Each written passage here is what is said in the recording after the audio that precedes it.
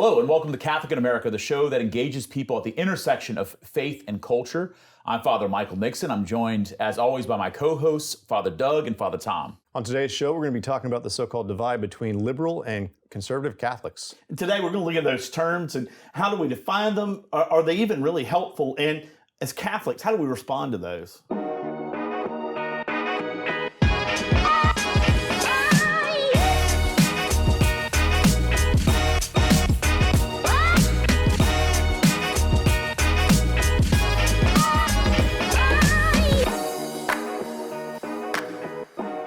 All right, thanks for joining us here on Catholic in America. I'm Father Michael. I'm joined today by Father Doug and Father Tom, and we're talking about the divide between liberal and conservative Catholics. Thank you for tuning in. If you like this, please like, share, and subscribe. So, all right, guys, let's break down this idea of the divide of liberal and conservative Catholics, and what should our response be? I think that starting off, we probably should define what our terms mean.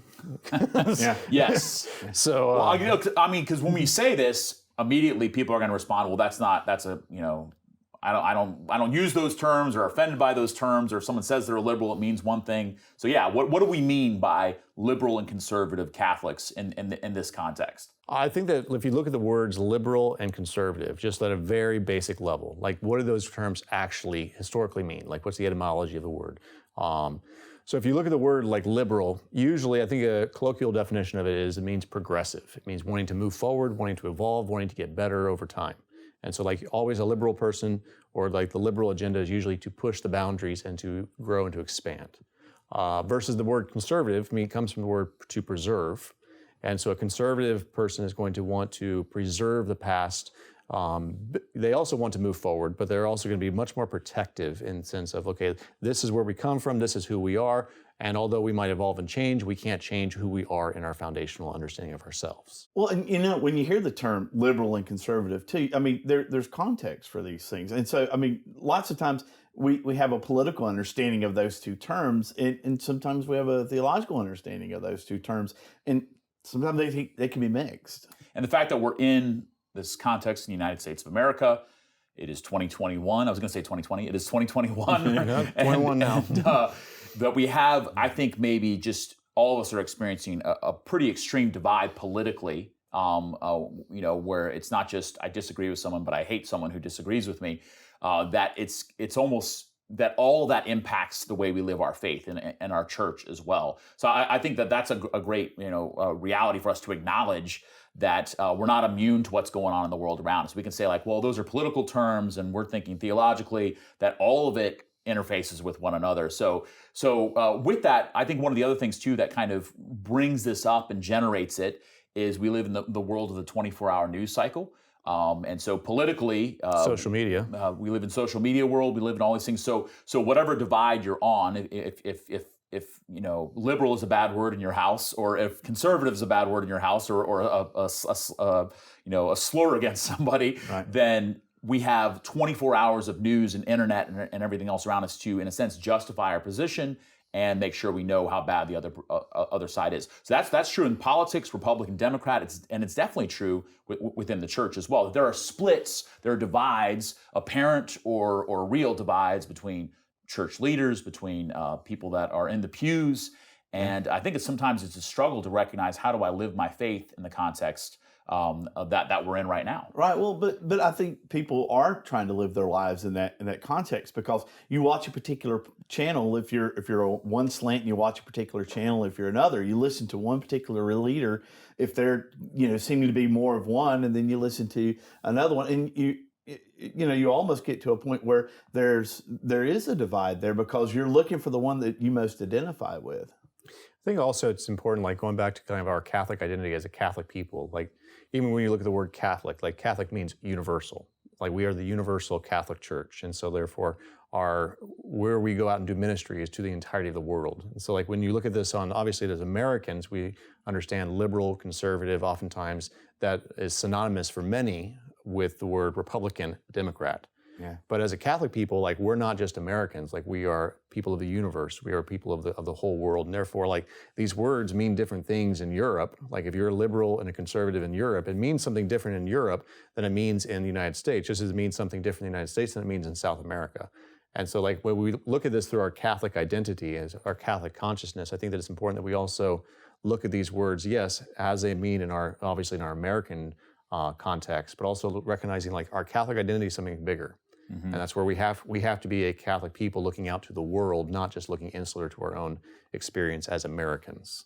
That I think it brings up too, just maybe all of us know we've all been having conversations with family members, close friends, parishioners that are on different sides of the political spectrum, different sides of the church spectrum too, and recognizing that tendency to not want to engage in healthy ways, or how difficult it can be to engage in a way that's life-giving, where I come to know the other person. I can still disagree with the other person, but come to know them more. So let's look at this. So we've got the divide. We've got church leaders, their response to the election of Joe Biden. Joe Biden, who is a professing Catholic, I think is the term that's used for him, that is very heavily in favor of a lot of agenda items that we would say are against basic Catholic teaching, social teaching on the dignity of life, the recognition of families and marriages, and continues to promote that while saying at the same time that he's very Catholic. And then you have bishops, some coming out in favor of him or supporting him or trying to work with him, some against him. So maybe we can kind of recognize that, but then maybe take a step back and say,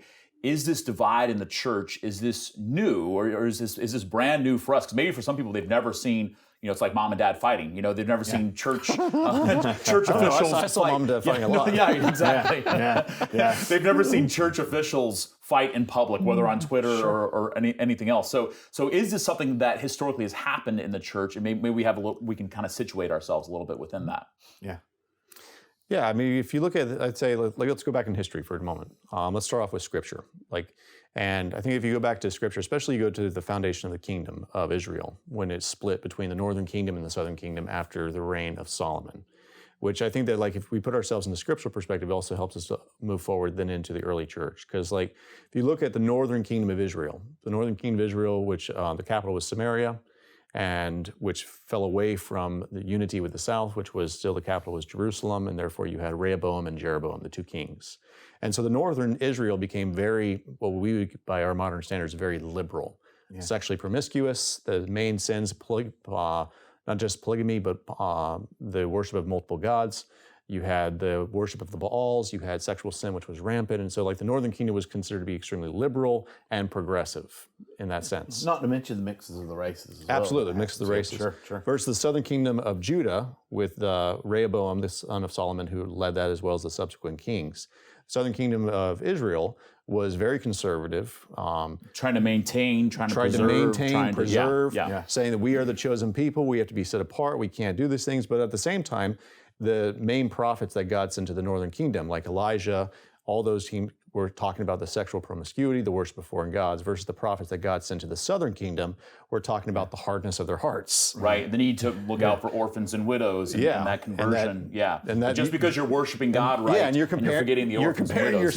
You're comparing yourself to your cousins in the northern kingdom, but God's like, you're not clean of sin. Yeah, right. He's like, he sent them a different type of prophet to deal to the issues that was addressing them at that time. That's an interesting connection, I think, just that history. And then it spills over into the New Testament as well. The Acts of the Apostles, most of the letters of Paul are dealing with these struggles between people who are Jewish, who have encountered Jesus and want to maintain their Jewish identity, their Jewish practices, and then Greeks, pagans that have become Christian, whether we need to make them Jews first. So Peter's whole encounter with Cornelius, with eating unclean foods, Peter and Paul, their tension, that there's been tension from the very beginning of learning is, are we trying to conserve or are we trying to reach more people? Are we trying to liberalize this, opening up sexual promiscuity, which also became a problem. Paul was dealing with that a lot. Paul, who was trying to reach out to people who were not Jewish, but he's reaching people in Corinth who are very pagan, who are very sexually promiscuous, and telling them that you're still called to live in a new way and to convert. So seeing that tension definitely throughout the whole. Absolutely. Then you go to if you look at the letter of James and the community, the James community in Jerusalem, James being the Bishop of Jerusalem, very conservative. Again, very much a little bit looks at it as okay with Paul, but still is kind of a little bit, as we know from the First Council of Jerusalem, Paul and James definitely went into loggerheads at that point. Fighting over what is our identity, who are we called to be, at the same time, what is this spirit of evangelization, what does that mean to evangelize the pagans, what does that mean to evangelize the Greeks without losing our identity as followers of Christ? Yeah, but most certainly when the early church began, I mean, for the first 5 centuries, there was no disagreements, right? I mean, everybody was on the same page. Absolutely. And they just moved forward. As soon as the Bible ended, as soon as the book of Revelation, they put the last period on there. Come, Lord Jesus, and the Spirit and the bride say, come. St. John put a period there, and then everyone agreed after that. Sure, we had a fullness of the truth there, and so everybody just accepted it, and we moved right on, right? I mean, no progressing that needed to be. We just needed to conserve it, and of course, that's exactly what happened in the early church. Was you had a group of people who wanted to conserve it, and you had a group of people that maybe wanted to move forward with it, and wanted to see how do we, how do we take these things and not just stick to one particular way of celebrating liturgy, way of polity. I mean, whatever it may be, you had it. I mean, from the very beginning, shifting circumstances in the world impact the church. The church is not bound just by the world. Obviously, this is the church is founded by Christ and is going to exist into eternity and beyond. But recognizing that the way we deal with the world, once under Roman persecution, then Roman persecution stops, and the church had to find herself throughout those changing circumstances. Yeah, I mean, to me, like there's the story from history with the patristical period where you have in the early church, obviously they're fighting like cats and dogs, just like we are today. Yeah. And you have, I mean, even as the sacraments, like Christ lays the foundation of all the sacraments, and we can find every single sacrament, which the foundation, the seed of the sacraments placed by Jesus and given to the apostles. But as the sacraments start to develop, like one of the big sacraments that it wasn't until really the 200s that you have the flourishing as the sacrament of confession. Like people start recognizing there's a need now for a little bit more growth in the sacraments. And so because at that time, like if you were a professed sinner or you'd done something, like they would at that time, like kind of like, especially for the sin of apostasy. It's like because you had the persecutions in the church, you had people who were being brutalized, who were being tortured, and then you had other people just like, I'll eat that piece of meat, I'll sacrifice to the gods. Put some incense up to then they come Caesar back. or whatever. Yeah, absolutely. And then like, so you have like the martyrs, and then you have people who have been tortured, and then you have like these apostates who then like after the period of persecution stops, they're trying to come back and they say, look, can we be forgiven? Can we come back into communion? And then you have like this hard line, which was actually in Rome in like the 230s, I believe it was. You had a big breakout in the city of Rome between the very conservative priest,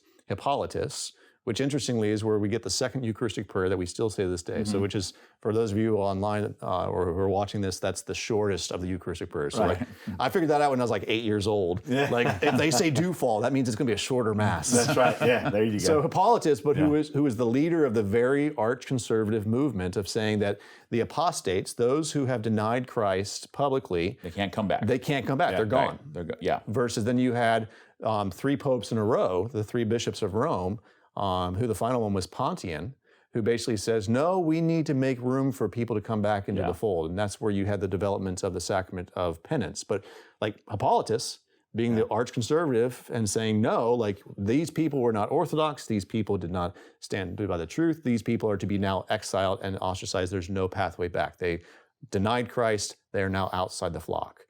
And to the point where Hippolytus was what we consider an anti-pope, that set himself as like, got himself elected pope, so to speak, for a couple of years and maintained that for a while. It is interesting to me too, because I think about even historically, the overcoming of that divide was where Hippolytus and Pontian. Yeah, the Romans didn't care about the internal squabblings of the conservatives and the liberals in the church, because the Romans just were like, we're going to cut off the head of the serpent, and we find 2 church leaders. They send them both to the salt mines, and which is actually where they reconciled, like these 2 figures. That there was a beautiful reconciliation that happened there, and then they eventually died together in the salt mines. Wait, so you're saying that they can reconcile?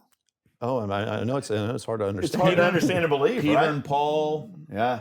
Paul and James. I think, and that is important for us to recognize that the point of reconciliation, though, comes from recognizing Jesus. And so we can maybe talk a little bit about that as well. So historically, we've been here before. The 1960s were points of great division within the Catholic Church. We had the Second Vatican Council, which sought to engage the changing realities of the world. There's a lot more we could say about Vatican II that we won't get into on this show. But splinter groups happened. Society of St. Pius X, which was a liturgically more conservative and theologically more conservative group that separated themselves from the Church of Rome. And now in this modern context, in a sense, maybe it's been there all along, but just the changing, the ferocity of the divides in the politics around us here in the United States has maybe brought up more of those divides out into the open within the church. Yeah, well, but I think, I think going back to the terms themselves, though, I'm not sure how helpful they are in the church, though. I think it can become a problem because of exactly what you're talking about. Yeah. We bring politics into it as well, and so the trying to decide whether someone's orthodox or not, or whether they're liberal or conservative or not, doesn't have really as much to do with their theological understanding or what they believe as a Christian, as much as it does their political views and how those kind of speak to each other. Well, you just introduced kind of a term, which I think is also helpful, is the difference between orthodox and conservative. Because like orthodoxy talks about like the truth of the faith as handed on to us by the apostles and as elucidated by the church, like it had been explained by the church. And so like adherence to the official teachings, the dogmas and doctrines of the church. I mean, that's the classical understanding of what it means to be orthodox. Right. Is like, and that's what orthodox means, truth. Is like, what is the truth as handed on to the apostles and explained by the magisterium? Right belief. Right belief. Versus conservative is, the way that I would look at the word conservative is an outlook on life. Like it's a person who wants things to remain, for the most part, unchanging. And there's good reasons for why things should remain unchanging, especially like when you have the foundations of society, like consciousness, you don't want certain things to change because that's where you'll find stability and order. Like stability and order is found in unchanging truths, unchanging realities. But there can also be that stagnation which comes with recognizing, like, if I don't allow for any change, then there's no growth. I think too, recognizing that on both sides, liberal and conservative, so much of this is being driven by fear within the church and outside of the church. We want to go into our next section where we really look at this intersection of these concepts of liberal, conservative, and everything correlated to them with our faith. But before we get to that next section, we're going to hear a quick word from our sponsors.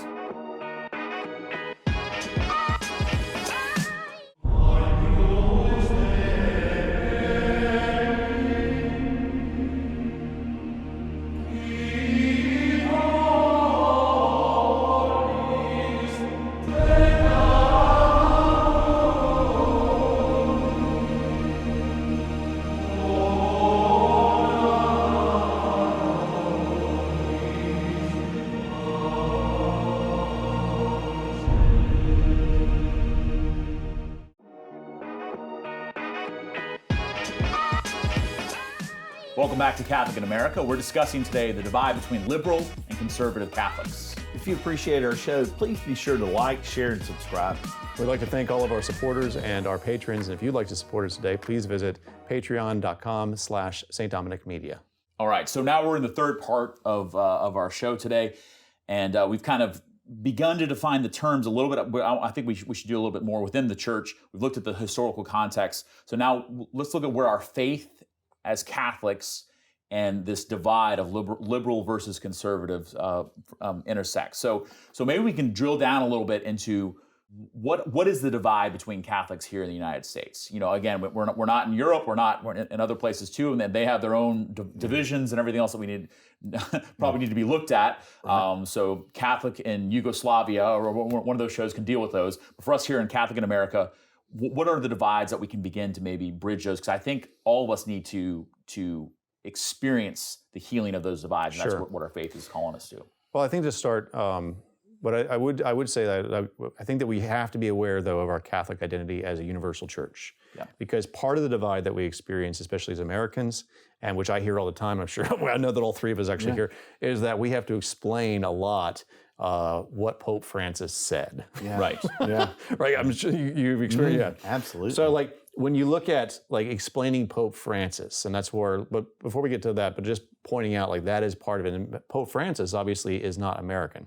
He's coming from South America. He was a South American bishop, and now he's obviously in Rome, which is now Europe. So you have the intersection between three cultures. But I think in our American context, like looking at like, and that's where I think that we have become very political, and the combination between the political and the religious, sometimes it's hard for some people to separate that because like one of the divides which I oftentimes hear articulated is like, I'm a pro-life Catholic versus I am a social justice Catholic. So like, I believe in taking care of the poor, I'm anti-death penalty, I'm for immigration, I'm for all these kind of what are perceived as being left. The environment. Yeah, environment, left-wing political issues. Then you have others who are saying on the opposite side, I'm a pro-life Catholic, I'm for family, I'm for traditional values, I'm against abortion, I'm pro-life. And so there can be sometimes what is this dichotomy or this separation between those who are pro-social justice versus those who perceive themselves as being pro-life, and which is exemplified by obviously the two political parties. Yeah. Well, I got to tell you, I mean, as someone who entered the Catholic Church later in life, as I was coming into the church, one of the things that was actually appealing to me was that you didn't have, or it didn't seem like you had this understanding of liberal and conservative. I mean, coming from where I was, We tricked you. Yeah, we got you in. That's it. That's it. But coming from where I came from, I mean, that was a big, understanding of who you are. Your identity was either liberal or conservative. And yeah, I mean, it relates a little bit to the way we as Catholics understand those things. But what appealed to me so much about the Catholic Church was that, you were dealing with truth. And so you were, basically your faith is somewhat judged on, how accepting of you are of what the church teaches, what Scripture teaches, and of the truth itself. And so this idea of liberal and conservative was kept in the political arena, or at least so I thought it was. Right. And so now it feels like that is starting to come into the church by the very things that you're saying. By are you well, I mean, like now even pro-life is being broken down into, are you pro-birth or are you pro, social justice or whatever it may be? Well, it's interesting too. I think all three of us have probably been called at various times conservative or liberal. There's been times where I remember I was during all the things that were going on in this country last year, talking about police brutality, talking about racism, and I talked about that. Had a lot of conversations, and then the whispered thing was that Father Michael's liberal now. But then when I'm talking about pro-life things, or I'm talking, in favor of the family, in favor of marriage, then all of a sudden I'm conservative. So sometimes the accusation, it kind of becomes, so in a sense, it's almost like once I can put a label on you, I don't have to listen to you. Correct. And I think maybe that's part of the struggle. So I was thinking about even those divides of the pro-life Catholics and the social justice Catholics, how conveniently those line up with the political parties in our country. And that to me seems, there's something inherently wrong with that. If my beliefs line up perfectly with the political party, am I evangelizing the political party, which we're all called to do? We're called to engage with the political system, with public life. But am I just basically, I'm using my Catholic faith as the cloak that actually just, what I really believe is whatever the party tells me. Even down to whether you wear a mask or not. I mean, whether you wear a mask or not, it's now whether you're liberal or conservative. I was wearing a mask. I can't remember where I was, but I was wearing a mask and I was told, "Oh, you're one of those liberal Catholics." I'm, what are you talking about? Right. I mean, so yeah. I mean, even to just small issues. I mean, we're talking about some of the big issues, but some of it is smaller issues that doesn't seem to have a liberal or conservative bend to it, but is applied to it based on somewhat of the politics of which I agree with. And yeah, I think too, this is also going to continue to play out, particularly with a professing Catholic, as we said, Joe Biden as the president, president of the United States, someone who talks about his Catholicism all the time. And I think that's going to be something it's not just that he happens to be Catholic, but he kind of wears that as a badge of saying, I'm Catholic, I go to Mass, I appreciate all this stuff. But it's interesting that the aspects of the Catholic Church that he highlights or promotes line up with his left-leaning liberal Democrat party, and the ones that don't, in a sense, well, that's whether it's in favor of marriage, if it's sexual morality, if it's being against abortion, those aspects that are pretty essential to being Catholic. Those are a matter of kind of private choice. Well, I think that, like, just to be fair to both sides, like, there is also, like, when you look at those, that's why I agree, I don't necessarily like the terms liberal and conservative, because I find them to be non-helpful because they are so politically charged. We're calling our show that, but that's in order to get the conversation going. Exactly, but that's part of the difficulty. But even within those two groups of the supposed liberal side and the supposed conservative side, there is breakdowns within those actual groups, because you do have a lot of people who would identify themselves as Democrats, but who also adhere to the teachings of the church. Like they support the Democratic Party, but they don't support all of its platform issues. They don't support abortion. They don't support the change in marriage. They do support a lot of the social programming and the social justice programming that the Democratic Party supports, but they adhere to the actual teachings of the church. I mean, the word which I sometimes hear is, I'm a JFK Democrat. Yeah. The Democratic Party left me. I didn't leave the Democratic Party. They've left me. Blue dogs. Blue dogs, or working class Democrats who are still very moral, and they follow and believe in the moral teachings of the church and the teachings of the church on family, but they want to be more progressive in taking care of social issues. Versus then you have, obviously, within the kind of the liberal-leaning Catholics or very liberal Catholics, or those who want to change the teachings of the church, say that the church needs to upgrade, the church needs to evolve and get with the times. They need to change its teachings on marriage and family life. They need to take on abortion and on gender and all these different issues that are the platform issues, the very popular platform issues of the Democratic Party today. Conversely, on the opposite side of the kind of the conservative, you then have the conservative movement. And at least I've seen this, and I've encountered a lot of this. I'm sure those who are watching online probably might be even familiar with this as well, is that you also have like the conservatives, the pro-life Catholics, like the ones who are out there in the streets, they're marching in front of the capitals, and they're, again, praying in front of abortion mills. Yeah. But then you also have this traditional movement. You have the traditional, which equates especially the liturgical practices, like those who want to bring back Vatican II or pre-Vatican II liturgy and say that this is the conservative, this is the traditional way in which we worship. And so there's, even within the conservative movement, there's a kind of a breakdown between those. I mean, that's even, again, that's a little generic, but still, like there's that breakdown between like the tradies. Like I'm from University of Steubenville, and like we kind of joked about the tradies, those who wanted the traditional liturgy, and were much more hardline in terms of on traditional liturgy and going back in Vatican II, go back to Latin, Vatican II. People would even question the legitimacy of Vatican II. Right. So other conservatives, they would see the people that might consider themselves conservatives, but they have guitars at mass. Yeah. And like you're a liberal. You have a guitar at your service, which is interesting. To me, it points to a deeper reality of division, in a sense that we're constantly seeking, how can I be divided from people? Even people that, if I agree with people about the fundamental fabric of the universe, that we're created by God, good, that we're enslaved by sin, that God sent his son, so loved the world that he sent his son to die for us, to save us and set us free, that we have new life in Christ, and we're one in Christ in the church, that within that's not enough, that to overcome these divisions, that I have to still make the divisions the point. Because even from the things that you mentioned, there's some really important aspects that are worth arguing about, that are worth engaging with, whether it's immigration or abortion or the death penalty or the environment. It's worth having healthy dialogue.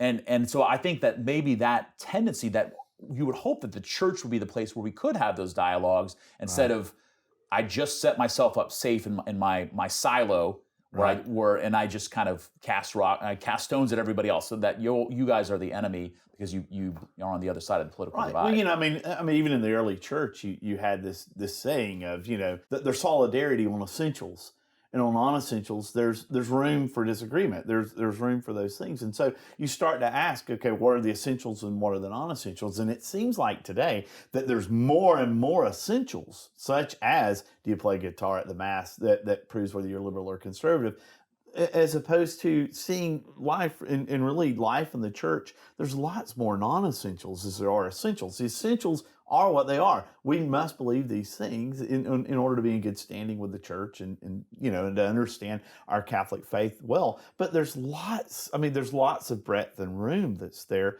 for discussion. And so, well, Father Doug, so for those that don't know, Father Doug was ordained in the Episcopal Church, had that background, and then became Catholic and is now an ordained Catholic priest. So what's the difference, and what's the main difference where you saw the liberal conservative divide within the Episcopalian Church that is different in the Catholic Church, as far as like the essentials that we hold to, that you can't you can't be Catholic and say Yeah, exactly. Well, I mean, that Jesus didn't rise from the dead or something like that. yeah, and that was really where I was going to earlier, which is that the understanding that I have for liberal and conservative when I came into the church, and the reason why it was such a draw to me is that in the Catholic Church, the essentials of the faith to me seem not to be questioned. I mean, there was no question that Jesus was a historical person, that he historically rose from the dead. I mean, all those sort of essentials. Where at least in the Episcopal Church it's pretty well known and documented that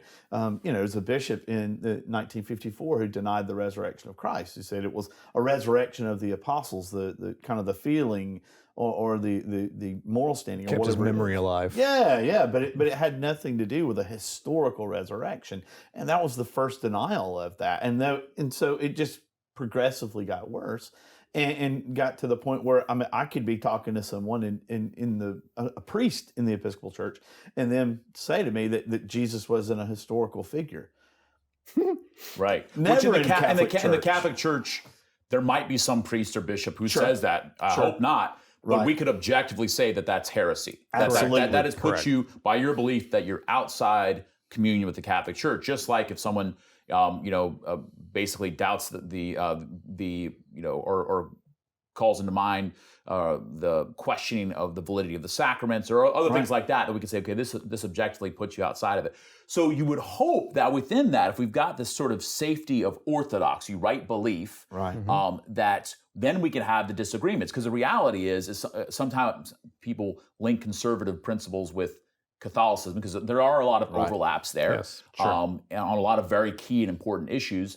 But to say like small limited government or unfettered capitalism, that I now make that basically the same thing as the divinity of Jesus Christ. Where if you don't believe it, then you're not a Catholic and not a Christian. If you don't support gun rights, then you're not a Catholic or not a Christian. Again, is it important to be able to have the Death penalty? The death penalty. So recognizing that sometimes we link our political beliefs, which you could defend it, we can dialogue with it, and it's important to do so. But to make that essential now to my faith. And the church leaves room for an openness and dialogue on a lot of different issues. Yeah.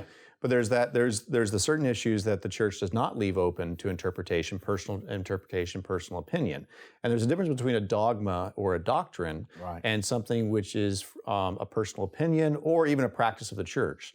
And that's why Or an unsettled. Yeah, we're an unsettled issue. That's why, for us, as priests, we know this because we took classes in seminary, and this is something I'm not sure that's always understood, is the difference between, for instance, a dogma doctrine, which comes to us through one of the teachings of the church, through a council or through an infallible statement of Pope, versus a merely ecclesiastical law.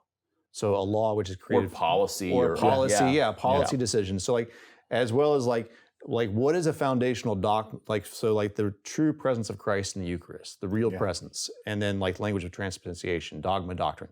These are things which are non-negotiables. These are things which define us, give us order, structure, and tell us who we are as a Catholic people.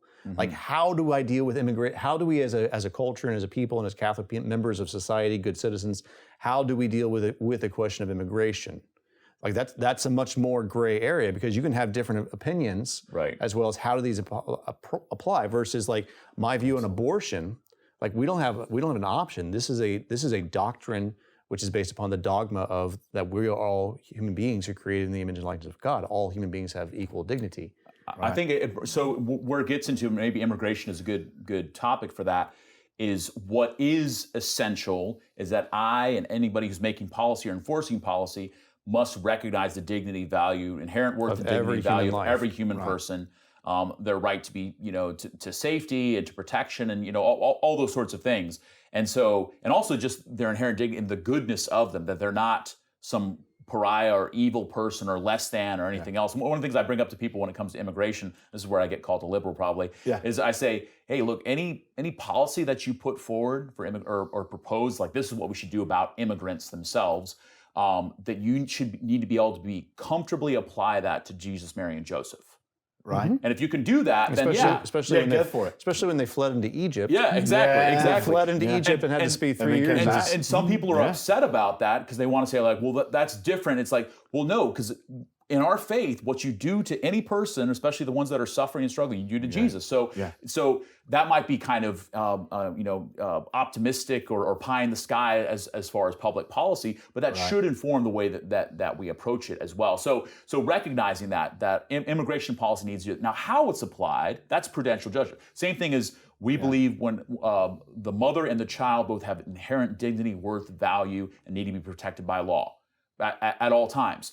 How we provide for their needs, how we support them, whether it's through private institutions in the church, pregnancy centers, whether it's through government aid, that's a good, healthy dialogue there. But that we should provide for them is we can't question that. And I think that's the thing that maybe we kind of need to keep being reminded of is even if you're a big government person, which is kind of a more Democrat or more liberal politics, sort of thing, to recognize that you must still maintain those fundamental aspects of the faith. And also without demonizing. I think that's obviously within the culture we live in, as well as like social media lends towards demonizing anyone who we disagree with. Sure. I mean, well, look, looking at the Catholic Church from the outside, I didn't come to the Catholic Church till I was 30. And looking at the Catholic Church from the outside, especially from an evangelical point of view, the Catholic Church, even it's funny to me when I hear people say that it's deemed as conservative for its traditionalism.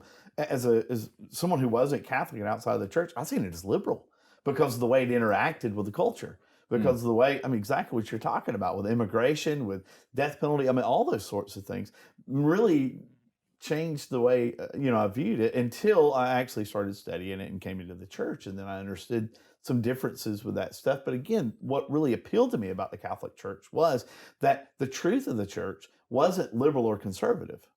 It was truth and non-truth. And that's where I think as a Catholic, we've got to start. And it leads into these other issues, the politics, the liberal and the conservative. It helps us to understand those things if we have a good, solid understanding of what truth is. Well, and that's why I think that at least for me, that the language which I prefer as opposed to liberal conservative is orthodox versus unorthodox. Right. Faithful Catholic versus unfaithful. Do you believe in the dogmas and doctrines of the faith? And those are pretty simple. Like we actually have less of those than people think. Exactly. Like most of them are contained within the creed. Yeah. Like most of them are contained within the creed. And that's why if people ask me what does the Catholic Church believe? I was very simply and I give them the Apostles' Creed or the Nicene Creed. I'm very simply, this is what we have. Now, each of these words, I did a whole thing during the COVID stuff. I had a word-by-word breakdown of each of the words of the creed and how each of these words have significance.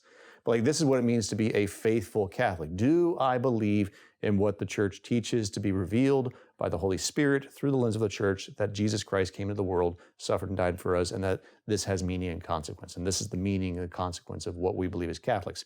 So do I believe in the moral teachings of the church? Do I believe in this and do I ascribe to that? That's where am I faithful or am I not? Yeah. That's why Orthodox. Do I believe in the truth as revealed by the church and by Jesus, or do I believe my own thing over here? And that's why to me, when we start, especially with what the common colloquial is cafeteria Catholics. Yeah.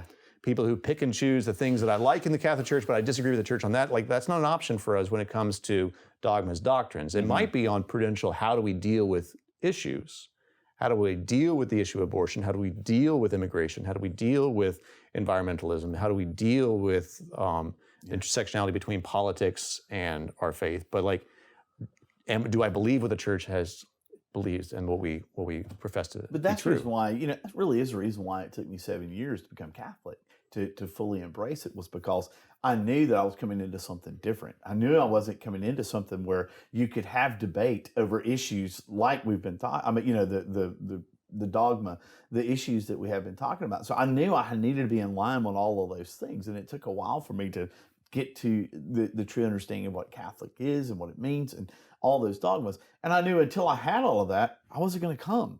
I could remain something else and not be Catholic. But once I came to the point where those were true, where I knew and believed that I could profess and say, yes, I believe what the Catholic Church teaches, that was when I was more than willing to come into the Catholic Church. And then I'm willing to talk about these other things.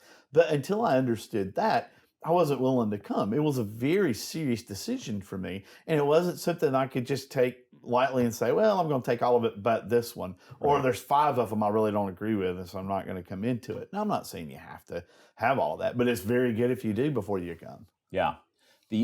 So with that, maybe just we can kind of wrap up this conversation, recognizing that there's a lot more that could be said, but maybe making an application of what are we challenged to do if we're more conservative or more liberal? If your family family background is more conservative or liberal, how do we allow the church and the teachings of the church and the teachings of Jesus to impact us? So maybe we can kind of just give our own wrap up there. One thing I would say is if someone is more conservative, politically conservative, are they allowing, or more politically liberal, are they allowing the church's teachings to make sure that they're different than their political party? That my heart is different, and not just that I'm different, as in like I'm privately, because again, just to say I'm privately against something, but I still publicly support it. That's the Pontius Pilate thing, right? Pontius Pilate was privately against the death of Jesus, but still let it happen and actually enacted it. That's what politicians are like when they say that. So for myself as a Catholic, as a follower of Jesus Christ, as a member of His church, and as an American, how do I live my faith well? Am I being challenged in those areas that maybe I don't naturally agree with? Whether it's considered by the world as more left or more right, so that I can be something different. I can be leaven and light in society, because that's what the world needs. Yeah, I mean, I think some of it is allowing ourselves. I mean, I don't think it's bad for us to be defined. I think the problem is when we allow ourselves to be defined by non-essential things. We allow ourselves to be defined by our party or by a particular person, or the way we were or the way we were raised, or where we grew up, or all of those things. I think what we have to do is allow ourselves to be defined by the one who created us, which is God Himself, and to allow that to live, to be lived out in our lives. I mean, we've talked about this. I mean, there's times where I've said something, I've been called a Democrat. There's times where I've said something, I've been called a Republican. Same thing, been called a liberal or a conservative, and not to allow those labels to be what decides how I'm identified. But I'm identified as Christian. I'm identified as a son of God. That's where I think I need to go. Yeah, I think that where I think as Americans, I think being able to separate the truth of what we believe and understand it. That's where like understanding and knowing what we actually believe. I think that for a lot of Americans, as well as fallen away Catholics, what I've encountered a lot is people who have left the church not because they disagree or hate the teachings of the church, but because they hate the example sometimes of the people around them, whether they be too judgmental or too permissive. Right. Sometimes, especially, like I know some people who they hate the Catholic Church not because of what the church teaches, but because of the example that they were given by parents of either too permissive or too authoritarian. And so I think that understanding, I think that as a Catholics, it's so important that we delve into the beauty of the actual teachings of our faith. What does the church actually promote and say is true? And diving into the truth and knowing and being able, and if you know your Catholic faith, knowing that this is more profound and more eternal than temporary political realities. And that's why knowing it's the foundation of the human person as being created in the image and likeness of God. This is what informs our consciences when making determinations upon how do we deal with cases of capital punishment? How do I deal with cases of abortion? How do I deal with cases of immigration? Recognizing what has been revealed to us by the church through the lens of that it's not just old men in Rome who are telling us, it's the Holy Spirit who continues to lead and to guide us. And so recognizing at the end of the day, yes, I am an American, but more importantly, I'm a child of God. Yeah. I'm a son of God, and this informs my consciousness, not the shifting of political realities. And so that's why as a Catholic, I think especially as Americans, knowing who we are. Knowing who we are and allowing God to define us and not the world, not the culture. I would say something maybe as well, just an invitation for anyone who's watching this, to be praying that spirit of Pentecost that brings unity. We have that spirit of Babel, the Tower of Babel, that is disunity, and that the devil is the divider. That's what he does, is he's a full-time divider. Where division and hate and everything else, that those aren't the fruits of the Spirit. And while we need to be able to distinguish, we need to be able to discern and recognize what's true and what's not true, and stand for truth and goodness and justice, and stand against injustice and evil, that I'm always called to stand for my brother and sister. I'm always called to stand for people. And so praying for leaders in the church, I think that's a great thing that all of us probably could do more of, whether we're leaders in the church as priests, but also just people in positions of authority, bishops, your own bishop, wherever people are from, in their own diocese, praying for their bishop, for their insight and clarity. We're in such unprecedented times, times that are difficult, and worldwide pandemic, and political fallout and elections, and riots around the country, riots at the Capitol, all sorts of things that are happening that forgive us that we don't always have the best response, and Right. and maybe having mercy on leaders within the church, but praying too for their wisdom and insight so that they can be a source of conversion and grace for this world, rather than just kind of continuing the division. So, any last words for us today? Nope. That was the last words already. Hey, if you made it to the end of this episode, thank you for joining us. If you would, please like, share, and subscribe this. And if you want to support us, please go to Patreon. Until next time, see you soon.